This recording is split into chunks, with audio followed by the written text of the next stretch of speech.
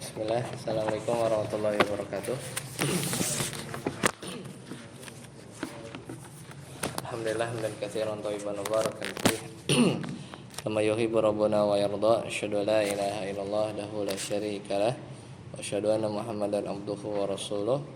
Allahumma shalli ala Muhammad wa ala ali Muhammad. Alhamdulillahilladzi bi ni'matihi tatimmu shalihat. Sekarang kita lanjutkan pembahasan ta'arud ya. Kemarin kita sudah sampai yang keempat ya. Yang ketiga lah, kita ulang yang ketiga dulu.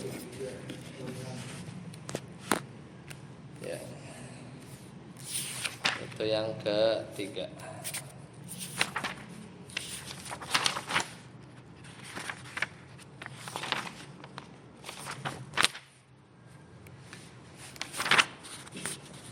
Al-Qismus Salis ada ya?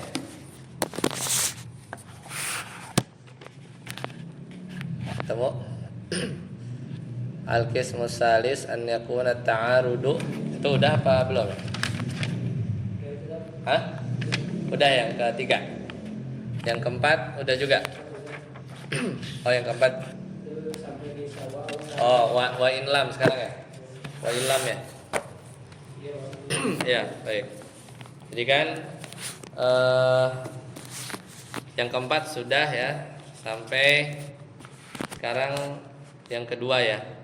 Oke. Yang keempat kita ulang dikit ya. Al-Qismur Rabi, itu sampai dari situ lah kita ulang dulu ya.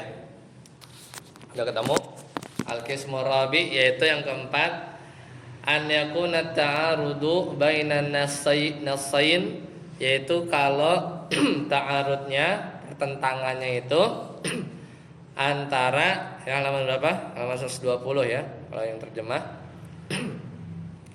Jadi al-qismur rabi yang keempat, jika an yakuna ta'arudu baina nassaini ahaduhuma a'ammu minal akhar. Jadi kalau ta'arudnya itu di antara dua dalil, dua nas di mana salah satu dari nas tersebut a'ammu, lebih umum dari yang lain, min wajhin, dari satu sisi, wa akhassu min wajhin, tapi juga lebih khusus dari sisi yang lain. Kita ulang sedikit. Falahu, maka ini ada salatu halat, ada tiga keadaan. Gimana kondisinya? Jadi ada dua dalil nih, tapi yang satu lebih umum daripada yang lain dari satu sisi yang A misalnya. Tapi dalil yang lainnya juga lebih khusus daripada yang lain gitu. Jadi saling bersilang gitu ya. Yang satu lebih umum dari satu sisi, tapi juga lebih khusus dari sisi yang lain. Nah, bagaimana kalau dalilnya ini bertentangan? Maka ada tiga kondisi. Yang pertama, an yakuma dalilun ala takhsisi umumi ahadihima. Jadi terdapat dalil yang menjelaskan bahwa salah satu di antara dalil itu mengkhususkan yang lain. Ya, jadi bil akhar fayukhassisu bihi, maka dia mengkhususkan. Contohnya kemarin udah kita pelajari Al-Baqarah ayat 234, Allah Ta'ala berfirman gimana? Walladzina yutawaffawna minkum wa yadharuna azwajan yatarabbasna bi anfusihinna arba'ata ashhurin wa asyra. Jadi orang-orang yang yutawaffawna minkum, meninggal di antara kalian, wa yadharuna azwajan, kemudian dia punya istri-istri, meninggalkan istri-istrinya. Ya, meninggalkan istri-istrinya. Bagaimana masa iddahnya? Fat yatarabbasna bi anfusihinna berapa? Arba'ata asyhur. Ini ngomongin apa? Iddah kalau ditinggal wafat suami berapa? 4 bulan 10 hari. Terlepas si istrinya masih hamil atau enggak. nggak ngomongin ya. Pokoknya mah suaminya meninggal aja. Istrinya lagi hamil nggak ngomongin itu. Umum ya dari satu sisi. Kemudian dalil yang kedua, wa ulatul ahmali ajaluhunna ayyadhna hamlahun. At-Talaq ayat 4. Allah Ta'ala berfirman, dan perempuan-perempuan yang hamil ajaluhunna, waktu idahnya berapa? Ayyadhna hamlahun, sampai melahirkan kandungan. Itu ya.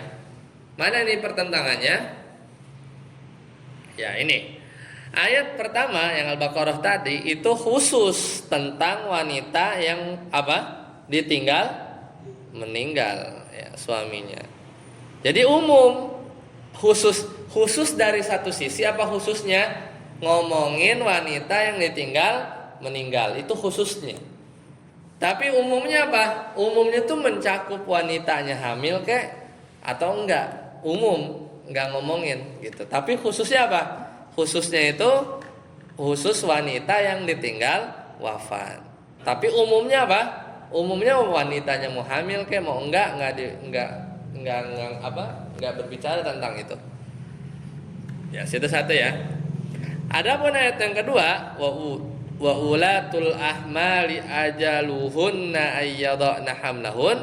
Ayat kedua ini khusus buat wanita hamil ya. Buat wanita hamil. Khusus ya? Khusus. Tapi umumnya dari sisi apa?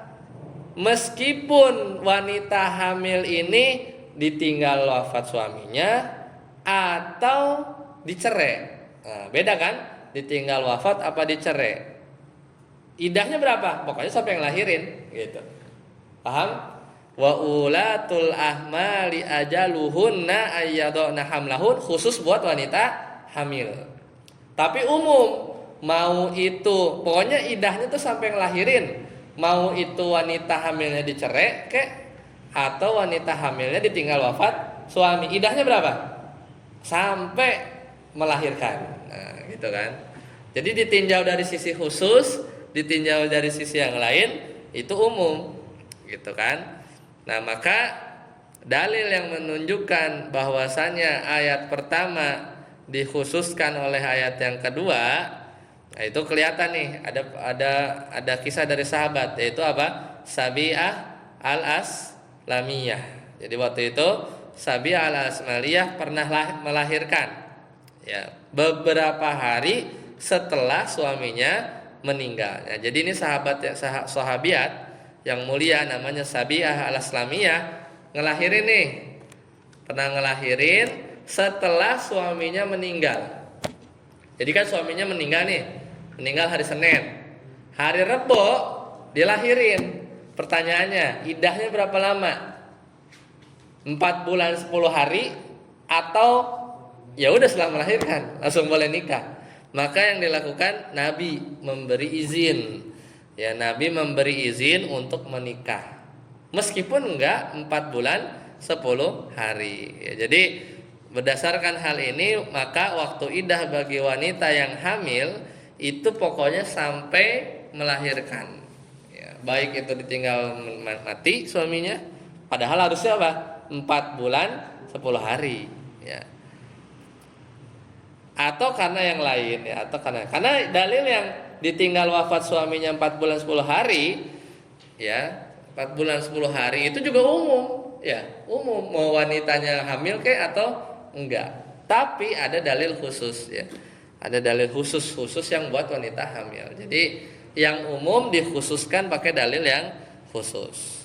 Ya, jadi itu saling, apalagi tadi ada hadis lain ya yang bahwasanya Nabi mengizinkan Sabi'ah al-Aslamiyah itu menikah padahal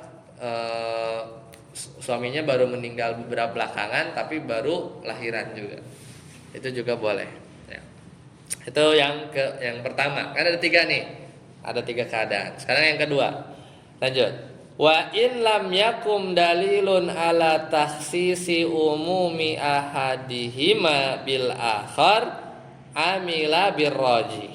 Nah, Kalau tadi kan yang nomor 1 itu kan jelas ada yang umum, ada yang khusus. Berarti yang umum dikhususkan pakai dalil yang khusus. Tapi kalau yang kedua, jika tidak ada dalil yang menunjukkan bahwa salah satunya mengkhususkan yang lain, amala ya, man amila birrajih, maka diamalkan yang rajih. Contohnya apa?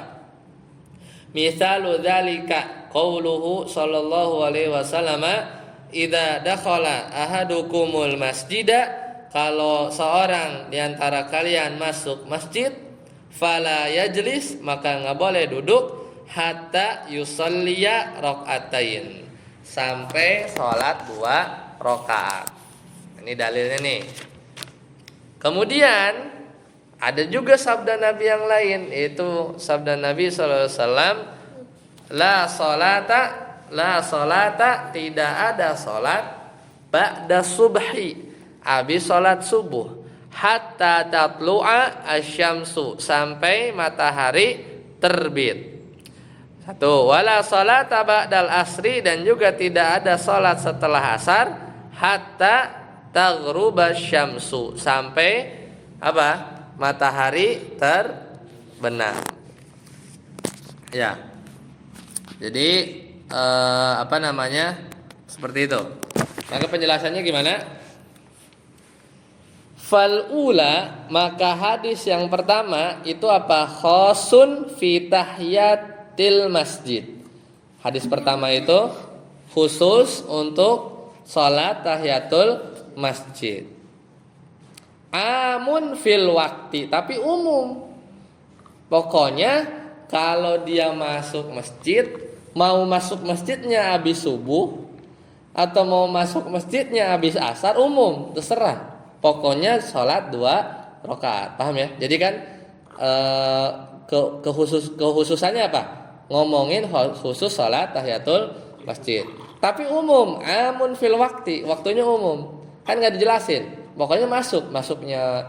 Kalau setelah subuh gimana? Kalau setelah asar gimana? Nah gitu ya. Kebayang ya, umumnya mana, khususnya mana.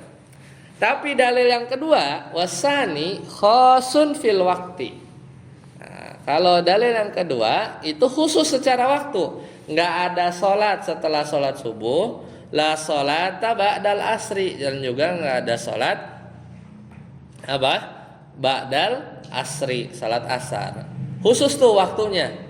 Pokoknya 2 waktu itu nggak ada. Tapi amun fis shalah, ya, amun fis shalah. Tapi umum terkait sholatnya. Nggak dijelasin soalnya. La sholata, sholat apa? Sholat wajib, sholat sunnah, sholat, kan nggak jelasin kan? Umum tuh dari sisi itu. Ya, dari sisi itu umum. Paham ya? Jadi sisi lain khusus, sisi lain umum. Nah, yasmalu tahiyatul masjidi, mencakup salat sunnah tahiyatul masjid, wa ghairoha, dan juga yang lain. Lakin akan tetapi ar-rajihu, yang rajih adalah takhsisu umumi tsani bil awal. Nah, jadi para ulama menjelaskan, jadi yang rajih itu adalah kita mengkhususkan keumuman dalil yang kedua. Dalil yang kedua apa umumnya? Apa? Dalil yang kedua umumnya apa? Salatnya. Salatnya bebas. La salata, umum kan? Umum. Salat apa aja? Wajib, sunnah, umum. Nah, yang rajih yang para ulama lakukan adalah yang ditarjih itu keumuman dalil yang kedua. Berarti apa?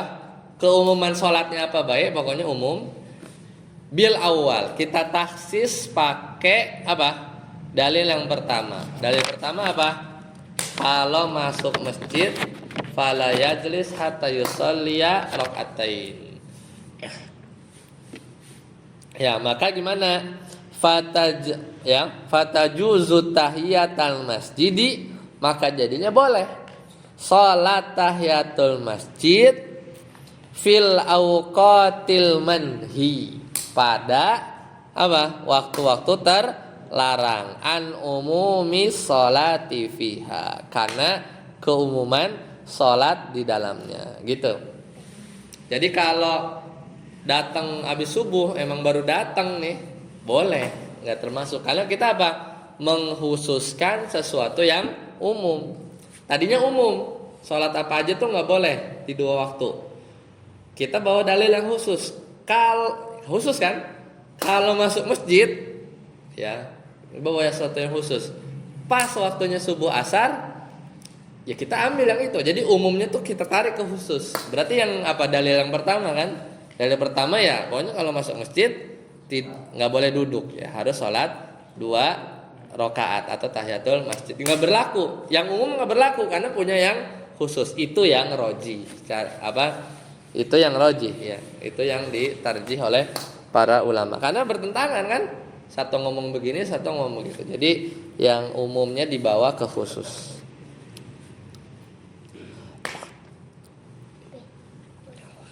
Ya. Wa inna ma rajahna dzalika li anna takhsisa umumi tsani, hanya saja kami rajihkan bahwasanya keumuman yang kedua dikhususkan oleh pertama, ya. Qad thabata bi ghairi tahiyatil masjid ka qada'il mafruḍah wa i'adatil jamaah fa dha'ifa umumuhu. Ya, jadi ya, kami melihat bahwasanya yang rajih adalah mengkhususkan keumuman yang kedua ini pada selain sholat tahiyatul masjid. Misalnya mengqadha sholat wajib. Misal dia harus sholat wajib nih, belum sholat zuhur misalnya. Dia tapi jam 5, ya boleh aja kan sholat mengqadha, ya. Atau mengulangi sholat berjamaah, ya. Seperti itu, ya. Jadi kalau ada sebab khusus, ya jadinya larangannya itu tidak berlaku yang umum tadi. Lanjut, sadaput yang ketiga. Wa in lam yakum dalilun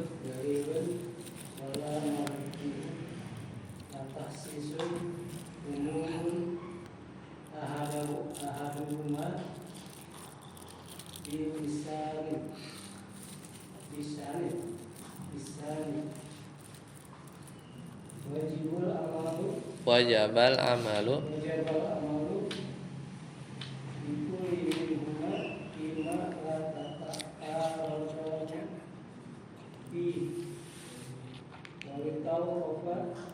tawakkufu wa tawakkufu.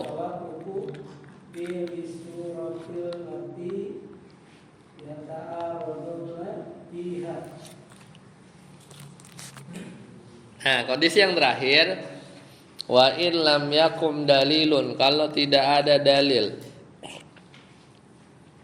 wala murajihun, dan juga tidak ada yang mentarjihnya. Mana litakhsisi umumi ahadihima bitsani, apakah mengkhususkan yang umum salah satu dari keduanya ada wajaba, maka gimana? Maka wajabal amalu bikulli minhuma, maka wajib mengamalkan kedua-duanya, ya. Jadi diamalkan dua-duanya. Fima la yata'aradunu, ya, yata'aradani fihi, pada, ya, atau selama tidak ada pertentangan antara keduanya. Atau watawakkufu fi suratil lati yata'aradani fiha, atau tawakuf itu berdiam, nggak ngomong pada yang dianggap bertentangan. Gimana nih contohnya? Ya misal tadilah satu, ya tadi ya bilang yang tadi apa? Nggak ada sholat, nggak boleh duduk sampai sholat 2 rakaat. Satu lagi bilang nggak ada sholat kalau habis subuh sama asar. Misal nggak ada yang mentarjih. Gimana cara mengamalkan keduanya?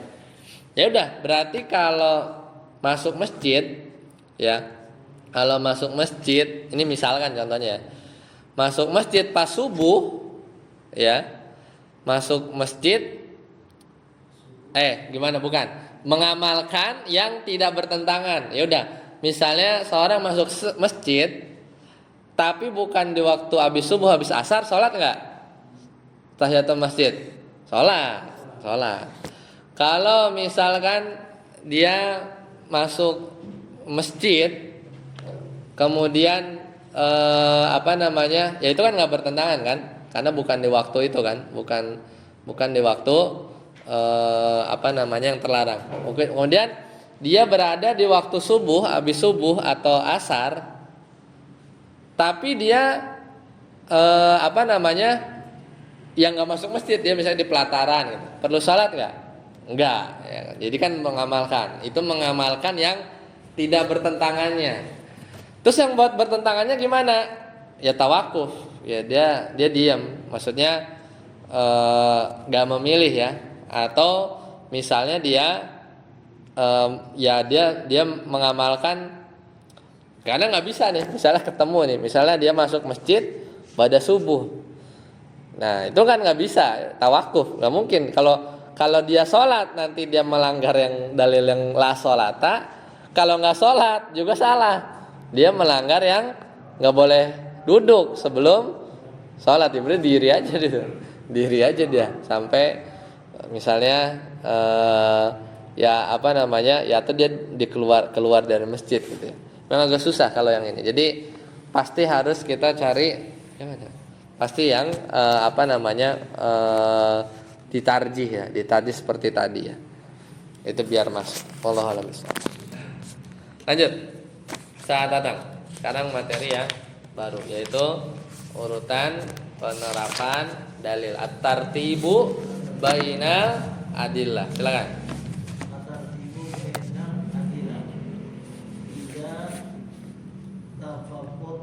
Al-adillatus sabiqah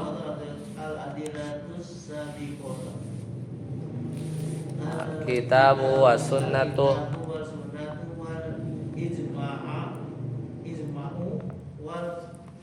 qiyasu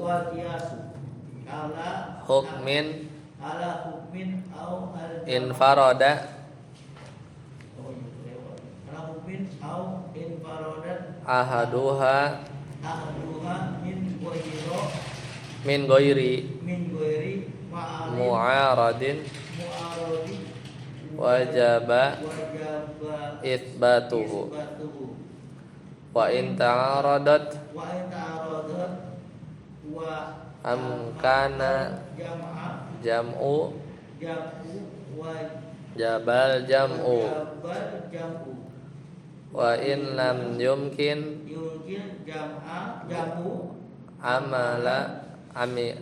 amila bin naskhi intamat syurutuhu ya. At-tartibu urutan bainal adillah antara dalil-dalil. Jika dalil-dalilnya itu yang udah kita sebutkan al-adillah as-sabiqah apa aja? Alkitab, Al-Quran, was sunnah, hadis Nabi, wal ijma, wal qiyas. Ittafaqat itu bersepakat ala hukmin atas satu hukum, sepakat atas satu hukum, au infarada ahaduha atau salah satu saja itu bersendiri min ghairi mu'aradin, yaitu tanpa ada pertentangan dengan dalil yang lain, maka bagaimana? Wajaba itsbatuhu, wajib menetapkannya.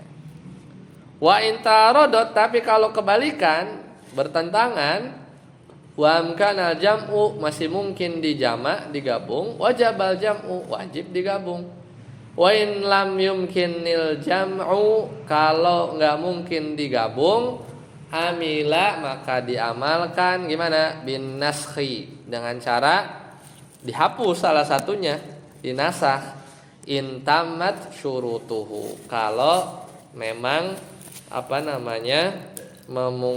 terpenuhi syarat-syaratnya secara sempurna ya. Sadabut wa in lam yumkin, silakan. Wa in lam yumkin naskhu wajaba at-tarjih. wajib ditarjih. Wasunnah. Nah, jadi kalau nggak mungkin juga dinasah, yaitu dihapus, wajibat tarjih, harus ditarjih mana yang paling kuat. Ya, itu urutannya begitu ya. Fayurajjihu minal kitabi wasunnah. Maka urutannya kemana nih? Maka ditarjih Al-Quran daripada hadis. Masuk akal kan? Masuk akal. Jadi yang duluan diduluin mana? Alkitab baru sunnah. Kemudian an-nas ala zahir. Masih ingat nas? Itu dalil-dalil yang memang tanpa ada tafsiran lagi. Pokoknya nas itu didahulukan dari dalil yang zahir. Wa zahir alal muawwal. Dalil yang zahir itu lebih dahulukan daripada dalil yang muawwal, itu yang ditakwil. Wal mantuk itu dalil yang tekstual, ya. Dalil yang tekstual, teksnya bilang begini, dilarang misalnya. Apa? Itu diduluin daripada dalil yang mafhum. Mafhum itu implisit. Ya. Implisit, dalil yang implisit itu didahulukan. Ya. Jadi kemudian wal musbat ala nafi, yaitu dalil yang sifatnya penetapan itu lebih dulu daripada dalil yang nafi, itu meniadakan. Kayak tadi misalnya la sholata, misalnya tidak ada sholat, itu kan menafikan kan. Misalkan dia bertentangan dengan dalil yang ada sholat, misalnya ada kok sholat habis subuh, penetapan misalnya, maka kita menangkan ya, maka kita menangkan seperti itu. Kemudian wanaqilu alal asli, ya. Yaitu dalil apa? Dalil yang nakil, yaitu yang diambil ya dari satu dalil anil asli, dari dalil yang asli alal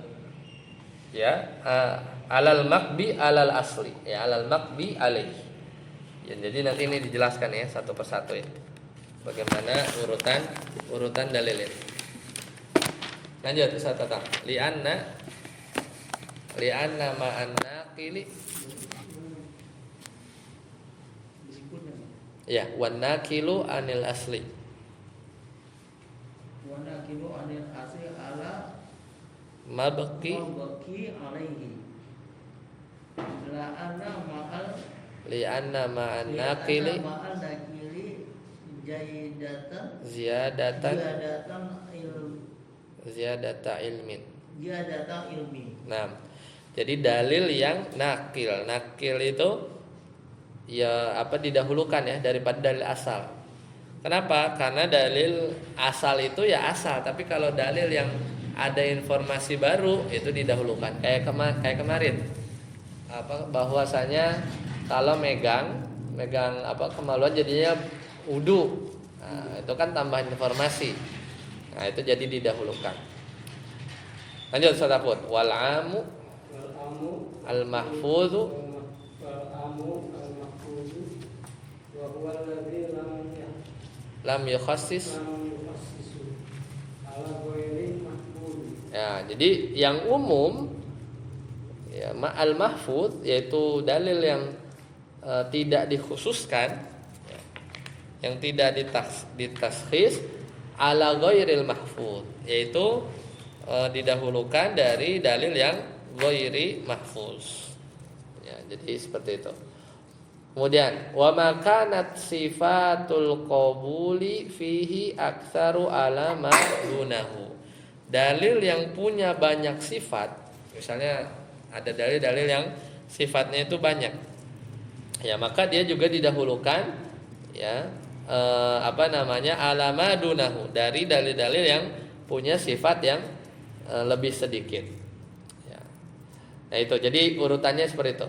Kemudian wasahibul qissah ala ghairihi, dalilnya itu memang diceritakan sama pelakunya, ya sama pelakunya langsung. Jadi orang yang mengisahkan, misalnya Abu Hurairah menceritakan tentang sifat wudu Nabi misalnya.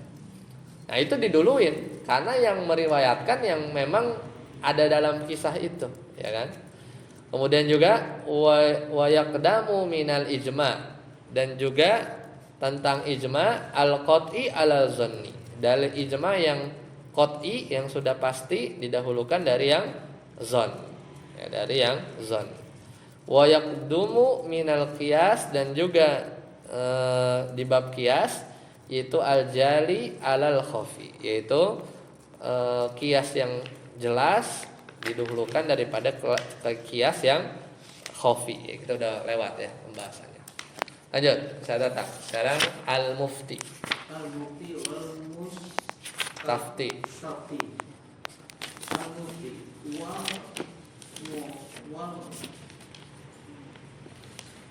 wal makruh Wal mukhbiru wal mukhbiru an hukmi syar'i. hukmi syar'i wal masal Mustafti wal mustafti wa sa'ali an hukmi syar'i syar'i. syar'i. Ya. Al-mufti dan mustafti. Mufti itu apa? Yang berfatwa. Apa yang berfatwa? Huwal mukhbiru, itu orang yang memberitahu an hukmin syar'iyyin, yaitu orang yang memberitahu tentang hukum syariat. Adapun mustafti kita nih orang-orang yang minta fatwa. Mustafti huwa as-sailu an hukmin syar'iyyin. Mustafti itu orang yang bertanya tentang hukum syar'i.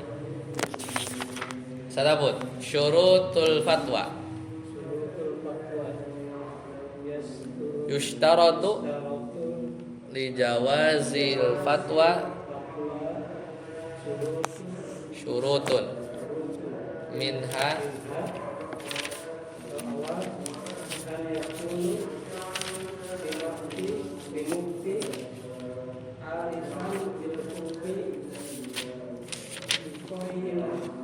yaqinan au zannan rajihan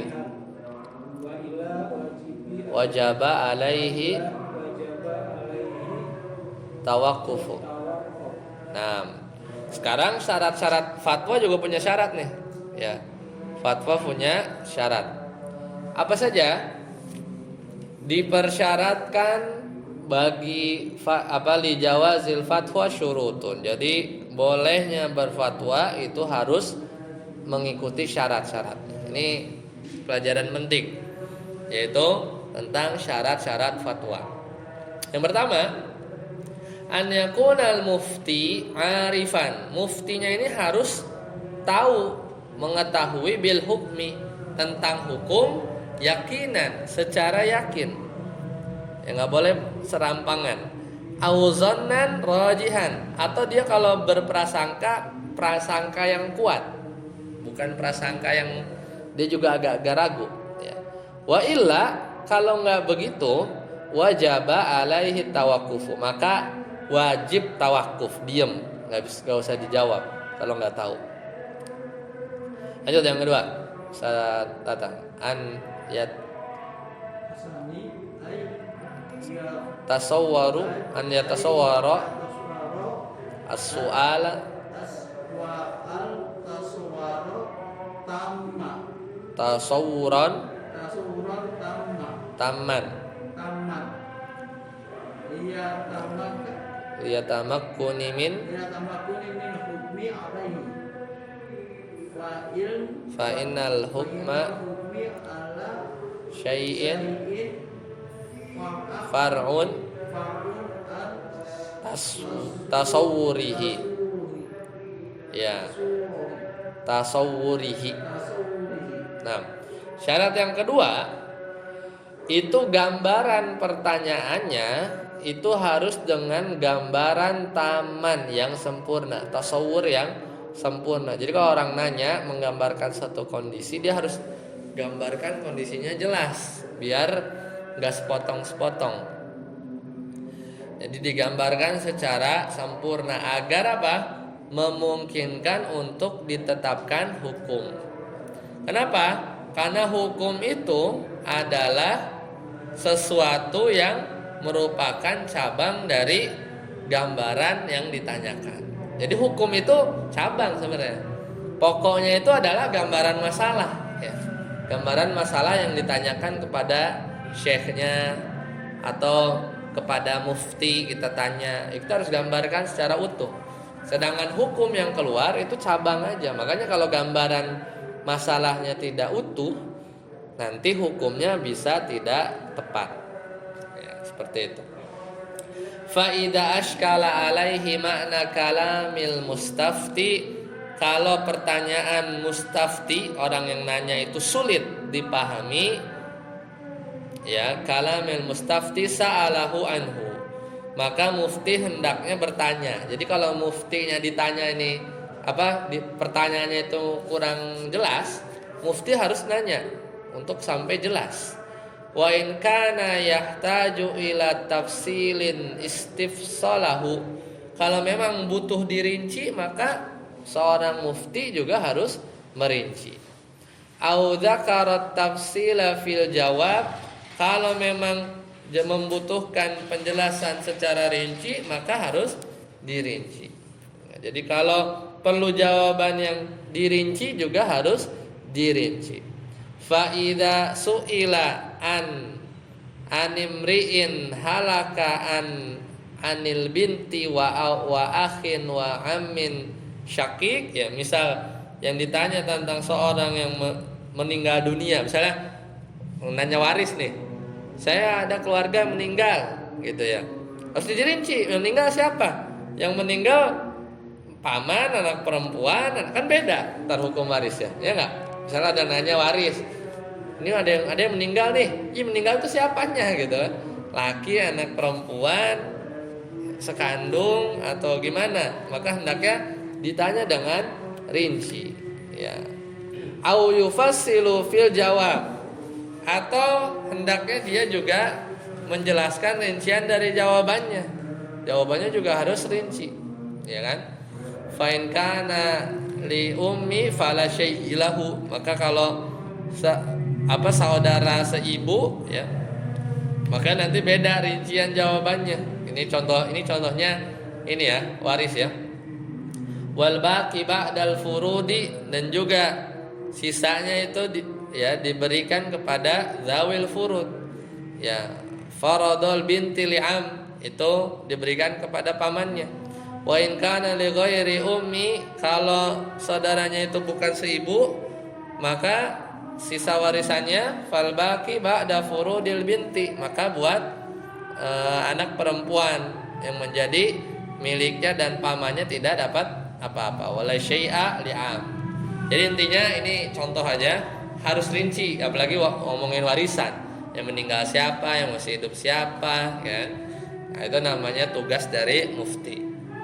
Yang terakhir, an yakuna hadil bal, bersikap tenang, ya, litamakkuni min tasawwuril mas'alah, supaya mendapatkan gambaran masalah, wa tatbiqiha, dan juga menerapkan alal adillah, menerapkan dalil-dalil asyariyah, dalil-dalil syar'i. Jadi nggak boleh terburu-buru. Fala yuftil hal, maka nggak boleh berfatwa halin istighol, ya. Nggak boleh berfatwa ketika pikirannya itu sedang sibuk. Fakuriha bighadbin, maka dibenci, yaitu apa? Berfatwa ketika marah, auham atau gelisah, au milal atau bosan, au ghairiha atau dalam kondisi yang lain. Nah, itu syaratnya ada 3 ya. Jadi yang pertama harus paham, yakin. Yang kedua harus dapat gambaran yang jelas. Yang ketiga harus tenang. Gak boleh sambil hakim itu gak boleh memutuskan dalam kondisi kebelet, ya, gelisah, marah, Nah, nanti hasil fatwanya nanti kurang bagus. Baik, sampai sini dulu. Insyaallah nanti kita lanjutkan. Subhanakallahumma bihamdika asyhadu an la ilaha illa anta astaghfiruka wa atubu ilaik. Assalamualaikum warahmatullahi wabarakatuh.